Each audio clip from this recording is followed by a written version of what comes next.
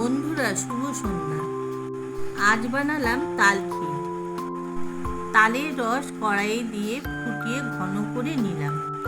অন্য পাত্রে দুধ ঘন করে রাখলাম। এবার তালের রসে কুড়োনো নারকেল, তেজপাতা যোগ করলাম। এবার ঘন করে রাখা দুধ দিয়ে ভালো করে মিশিয়ে নিলাম। পরিমাণ মতো চিনি দিলাম।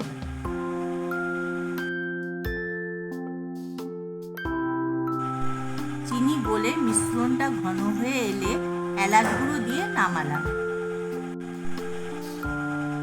বন্ধুরা, আমার এই তালের ক্ষীর আপনাদের কেমন লাগলো কমেন্ট করে জানাবেন।